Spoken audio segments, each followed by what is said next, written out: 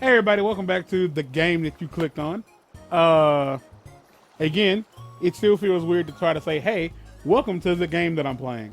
Because it's in the title and the thumbnail. There's no way you could be surprised by what this is.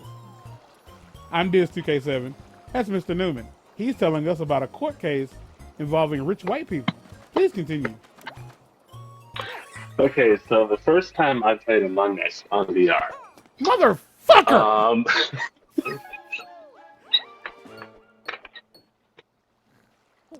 That's what it was.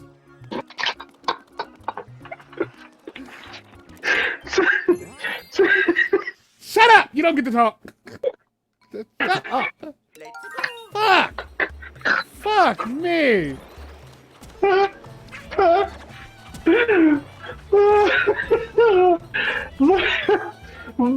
my goal, I was like, God, I need to find something I can drag out throughout this episode. And then I just thought about this case, and I was like, oh yeah, let's do this. You know what? It would have been funnier if the case wasn't real. Oh God, if I could just off the cuff just be making all of that up. Oh man, we would have all been very we all would have been very impressed. I would have been impressed. I would have been annoyed, to say the least, only because like you always give me shit for lying.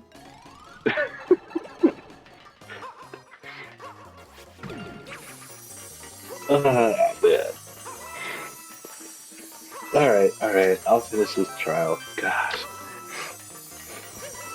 Where was that?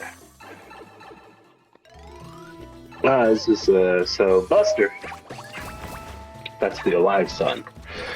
Wasn't present when his father was confronted about his drug use, he testified, but believed his response was largely apologetic and sorry.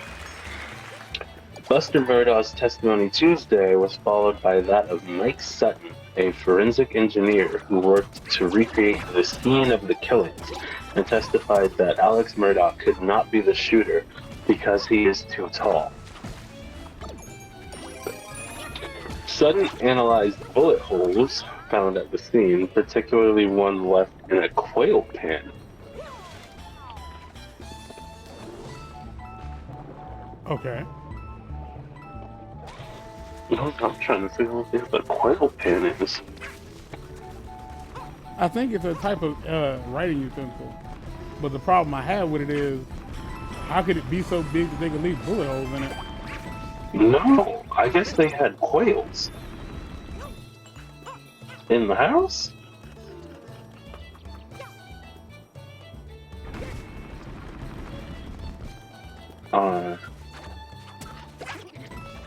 Because when I searched quail pen, a pen definitely does not pop up.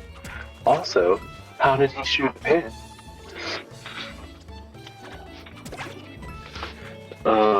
Let's see. Okay. Bullet holes found at the scene, particularly one left in a quail pen, as well as the location of shell casings found by Maggie's body to determine the trajectory bullets followed after they were fired. Based on his analysis, Sutton said the trajectory of a bullet would make sense if the shooter was between 5'2" and 5'4" inches. If the gunman was taller, it would have required the shooter to hold the weapon in a low position.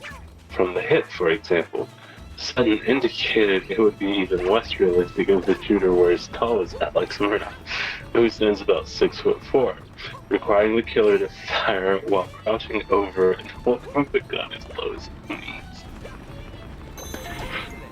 I'm just like picturing it in my head. If he walked in the room like one of those old freaking black and white movies, he's got the gun by his hip. A noir, and his wife's like, oh, what are you doing? What are you doing? It puts the shooter or whoever fired the weapon, if they were that tall, it puts them in an unrealistic shooting position. What if he was sitting? It's not an aiming position. It's not a shooting position. It would be very difficult. You would have to be bending over and have your shooting hand down at or below your kneecap. It just makes it very unlikely that a tall person made that shot. Not Sutton really. also analyzed If they the were acoustics. if they were merely just aware that like if they were aware of any of that, they could have easily just been like, you know what? I'm gonna just lay on the ground and shoot this motherfucker.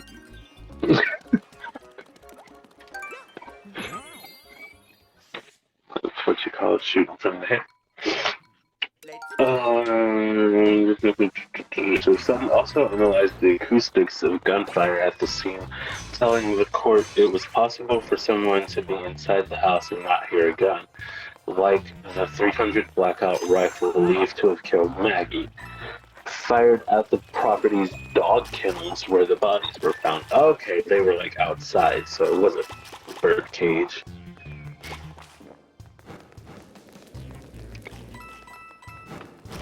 The Eagles' property, how much money do they have if they have dog kennels? You would not be able to hear it. And it was a shotgun. And the shotgun, I assume, was quieter, so I assume even less I wasn't of an paying attention. I opportunity thought they would go to back hear and that. forth. My bad. There were times we fired the shotgun, and in a quiet house you couldn't hear it at all.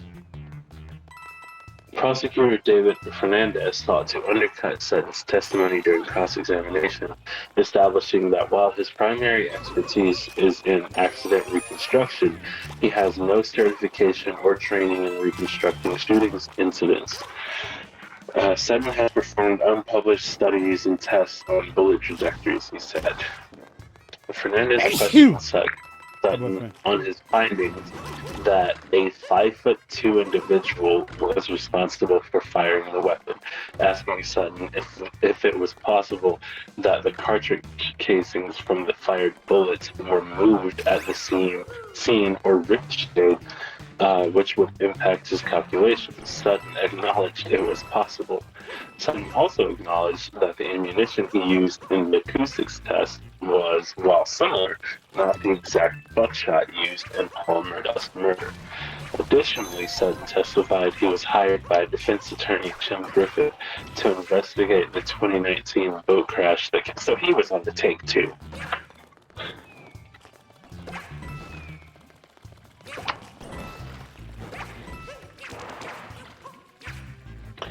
Like, when he was given all of those stats, I was just like, what are this dude's freaking qualifications? Oh, it turns out he doesn't have it.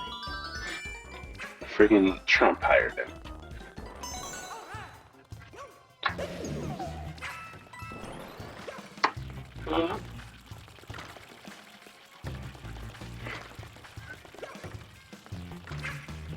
Ooh.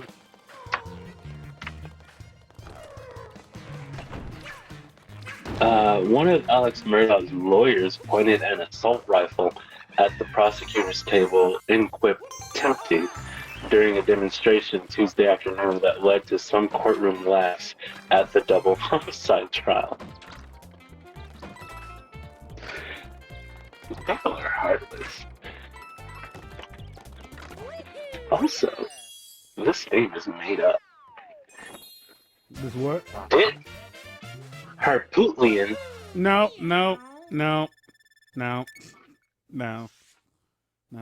that's not real. Made the wisecrack while trying to show jurors the shooter's stance with the .300 blackout rifle as he questioned a forensic engineer who was testifying for the defense. Tempting, he shockingly joked after he briefly aimed the gun at prosecutors. Harpootlian, who is also a Democratic South Carolina state senator, why they have to bring that into it, chuckled as others in the courtroom can be heard laughing. Even South Carolina Attorney General Alan Wilson flashed a smile, according to Fox News. Okay, that's why they brought that. I don't know how I can do this, so I'm not pointing at somebody. What does such rifle look like?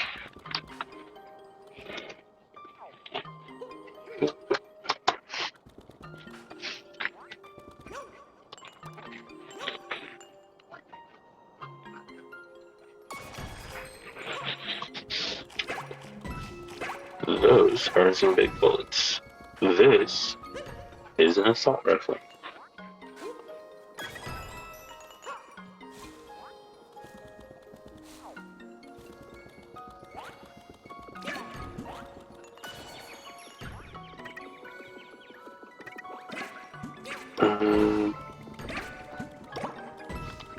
So the 300 blackout was designed to achieve energies similar to the something Soviet in an AR-15.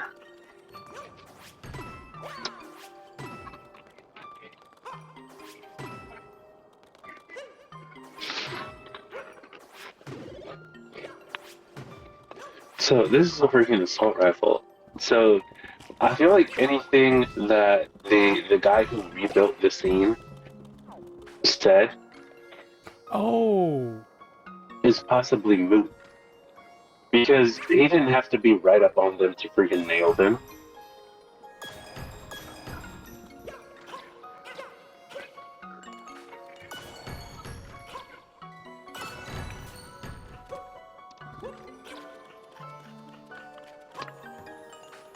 Let's see.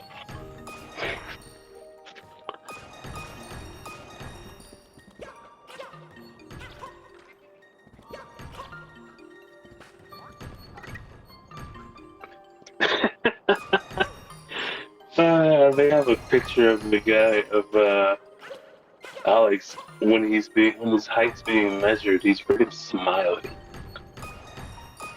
because they knew that this was gonna be the one. Says he also smiled when Buster took the stand. You know, Buster's getting paid a lot of money after this trial.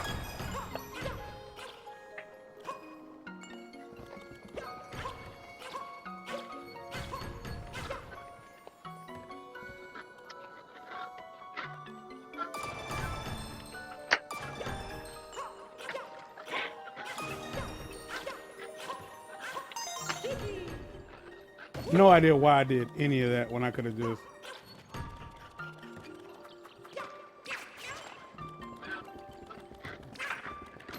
Why is this trial so big in the UK and not here? Wait, are people? Is it true? They're laughing at us. No, is it true? Like people, it's only publicized when it's a black person. You want to know something messed up? So I watch a lot of true crime, which we've discussed together before. I have a tendency to feel slightly like slighted whenever the person that runs the crime channel, whenever they do one that covers black people, like if the black people's the aggressor, I tend to get just a little jaded, just a little bit.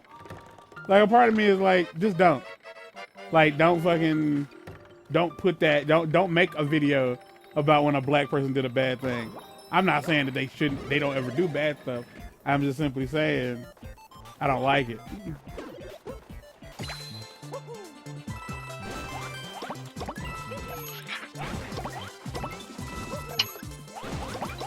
Interesting. Wow, the time didn't stop. So, these guns were what he gave his sons for Christmas. He gave them both 300 blackouts. Buster's was all black, and it was the one that was entered into evidence. So it was the one that committed the murder. Paul's was black and tan, and they say it was either stolen or taken. And Buster's was used by Paul. Buster unaware. Paul got a replacement because he used Buster's. Another gun that was entered into evidence was also Buster's.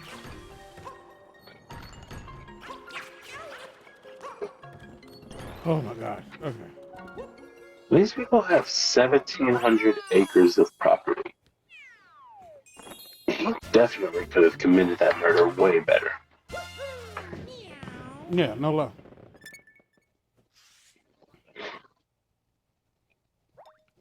We're coming to the end of this episode because I don't know how big these video files are. Next week, by next week. So we're gonna jump back in the stage and see if we can find the stamp because I don't know what. Because I don't think I know what the stamp is.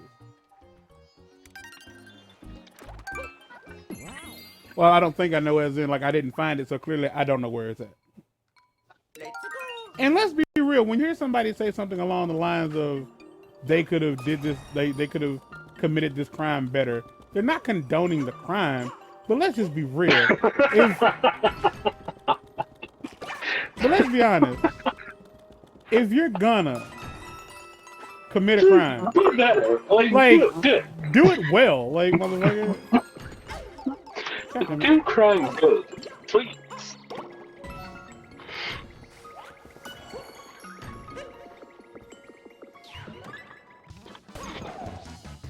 Oh, let's see.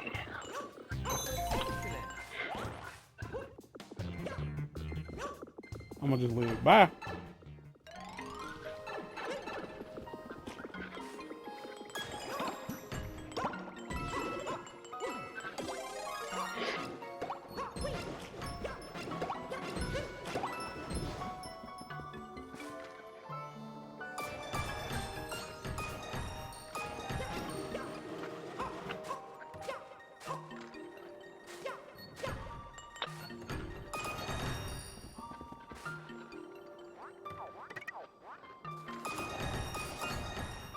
Oh, okay. Oh. So, he's been in jail since October of 2021 because he can't post his bond because it's millions of dollars. Be like that.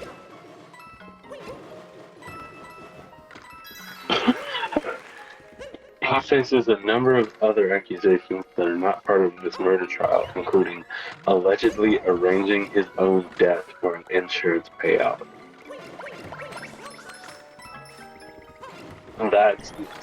That's what I think the owner of my old job did. Come again? I've told you about this. The owner of the restaurant I worked at committed suicide because he was in debt.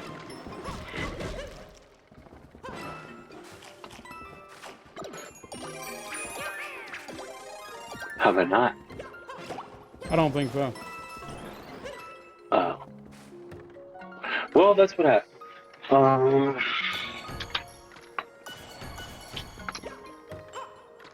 Let's see.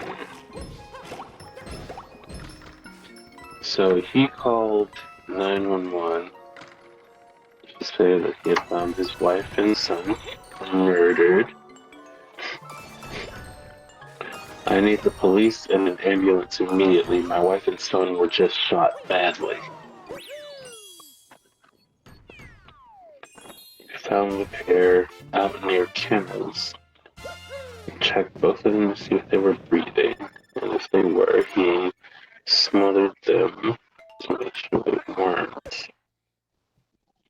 When officers arrived on the scene, they reported finding both Paul and Maggie's bodies in pools of their own blood. Any reasonable person would have assumed they were dead.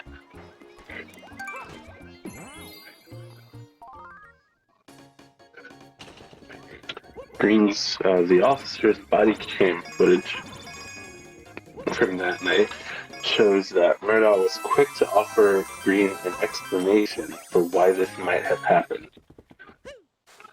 This is a long story. Months back, he was in a boat crash. My son has been getting threats, mostly beginning stuff, but he's been getting punched. Hold up. All right, we're going to end this episode here. The next episode, he'll probably tell you about how he played VR in Among Us for the first time. But either way, until next time, you know what I'm saying? Get out of here! No, seriously, go on, get out. Leave! Damn! Gotta scratch my balls.